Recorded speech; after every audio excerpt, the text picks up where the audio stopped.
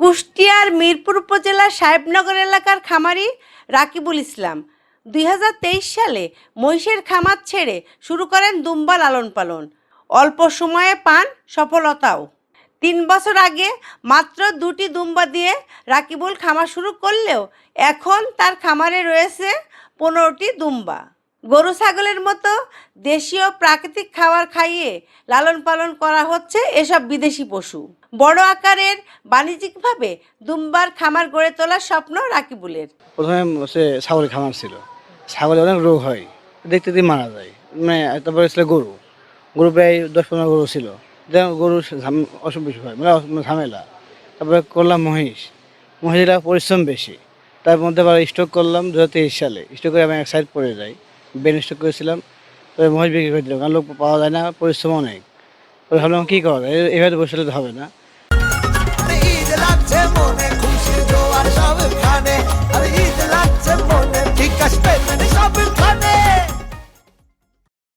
পরে ইউটিউব দেখলাম নাটোরের হান্নান নামে এক ছেলে, উনি হচ্ছে দুম্বা বিক্রি করছে।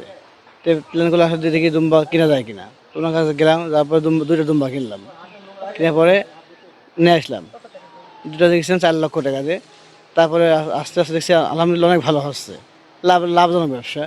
পরে আরও 2টা কিনলাম, দিলাম, আলহামদুলিল্লাহ পশু ডাক্তার এসে দেখছে কোনো সমস্যা হচ্ছে না, দেশি খাবার খাচ্ছে, অল্প খরচ হয়ে যাচ্ছে, আবার ঝামেলাও কোনো লোক না হলে সমস্যা নাই, আমি নিজেই পারি। এখন মোটামুটি আমার 15টা দুম্বা আছে, 2টা লোক আছে দেখাশোনা করে, যে বিক্রি করছে আলহামদুলিল্লাহ। এটা চাহিদা বেশি। আপনার একটা দুম্বা বাচ্চা হইলে দুধ ছাড়লেও 1.5 লাখ টাকা, দুধ ছাড়লে শুধু বিক্রি করবো, সঙ্গে সঙ্গে বিক্রি হয়ে যাবে। আর কুমার জন্য যেটা বিক্রি করবো এটা মোটামুটি 3.5 লক্ষ টাকা দাম রয়েছে, 4 লক্ষ টাকা হলে আমি বিক্রি করে দেবো। এটা আসলে অনেক লাভজনক। সবাই যদি আমার পাশে দাঁড়ায়, ইনশাল্লাহ আমি আগামীতে আরও খামার বাড়াবো ইনশাল্লাহ। কারণ হচ্ছে যেটা এটা লাভজনক ব্যবসা, তো নেট আছে অনেক দুম্বা করবো আমি, কারণ হচ্ছে এটা করলে আমার এখানে যারা কাজ করবে তাদের একটা সংসার চলবে ইনশাল্লাহ। এটা ইচ্ছা আছে আর বড় করা। রাকিবুলের খামারে কর্মসংস্থান হয়েছে কয়েকজনের। এদিকে মরুভূমির বিদেশি এই পশু দেখতে প্রতিদিনই রাকিবুলের খামারে ভিড় জমাচ্ছেন দর্শনার্থীরা। কোরবানির ঈদকে সামনে রেখে আসছে ব্যাপারীরাও। কেউ কেউ আবার আগ্রহ দেখাচ্ছেন দুম্বা খামার গড়ে তোলার। আমি খামারের পরিচালনা দেখাশোনা করছি। এই সকালবেলা আসি, প্রথমত বিচিলি দিয়ে ছাল দিয়ে এগুলা খাওয়াই, তারপরে এগুলা সকালবেলা খাওয়া শেষে দুম্বাকে দুপুরবেলা ঘাস আর রাতে ঘাস খাই।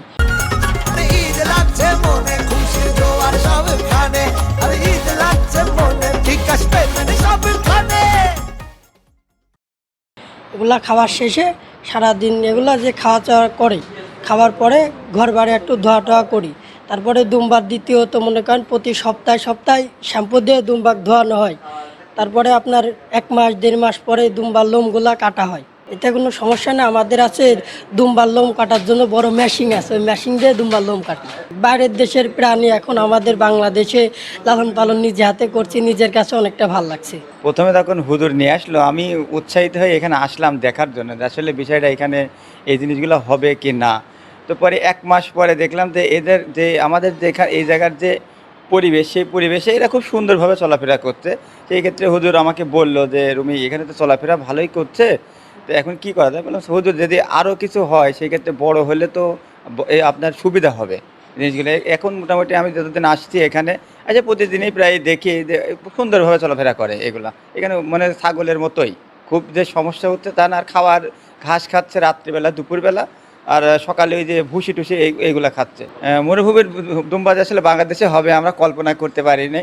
সেই ক্ষেত্রে হুজুর এখানে এইগুলো নিয়ে আসার পরে আমরা বাস্তব চোখে দেখছি যে না, এটা বাংলাদেশেও সম্ভব এবং খুব সুন্দরভাবে সম্ভব। আমাদের এই যে সাহেবনগর 7 মাইল এলাকায় আমাদের হুজুর হাফিজ মোহাম্মদ রাকিবুল ইসলাম, তিনি 2টা দুম্বা থেকে শুরু করে আজ তার খামারে আমরা দেখতে পাচ্ছি 15-16টি দুম্বা। আমি এই কথাটা যখন হুজুরের কাছ থেকে শোনার পর আমার বাড়ি পাবনাতে, আমি পাবনা থেকে মূলত দেখার জন্য আসলাম যে আসলে কথাটা সত্য কিনা। তো যাচাই বাছাইয়ের জন্য দেখলাম খামারের অবস্থা তো দিন দিন বেড়েই চলছে। তো আলহামদুলিল্লাহ হুজুরে জিজ্ঞেস করলাম যে হুজুর, মরুদেশের পামে থাকে এরা মরুভূমিতে, আর বাংলাদেশে আপনারা যেভাবে মাসাল করছেন এই টিন শেডের মধ্যে এরা থাকতে পারছে কিনা, এবং বাংলাদেশের আবহাওয়ায় তৈরি যে সমস্ত ঘাসগুলো তৈরি হচ্ছে এগুলো খাইতে পাচ্ছে কিনা।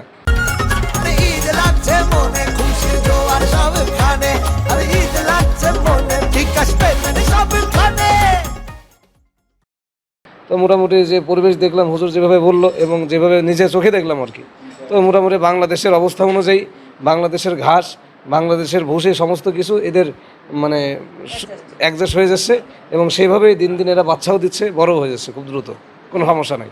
দুম্বা পালনের যে অবস্থা এখানে দেখলাম, সরকারিভাবে যদি উদ্যোগ গ্রহণ করা যায়, বাংলাদেশের দুম্বা পালন করবে এবং এই দুম্বা নিতে অনেক শিল্পপতিরা অনেকে দুম্বার কুরবানি দিতে আগ্রহী। তো সরকারিভাবে এটা ওই উদ্যোগ নিলে পরে আশা করা যায় অনেক ভালো হবে, মানে যা খামারিরা, প্রান্তিক পর্যায়ের খামারি যারা রয়েছেন এরা অনেক লাভবান হবে।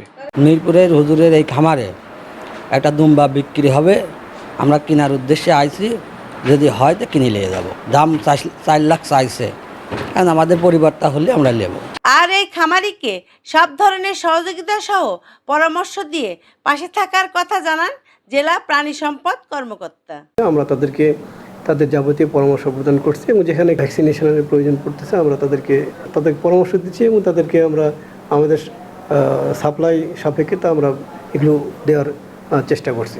বাণিজ্যিকভাবে দুম্বা লালন পালনে খামারিদের আগ্রহ বাড়ানো গেলে কর্মসংস্থান বৃদ্ধি সহ তৈরি হবে অর্থনৈতিক নতুন সম্ভাবনা, এমনটাই মনে করেন প্রাণী সম্পদ কর্মকর্তারা। Sabina Yasmin Shyamoli, NTV news, Kushtia.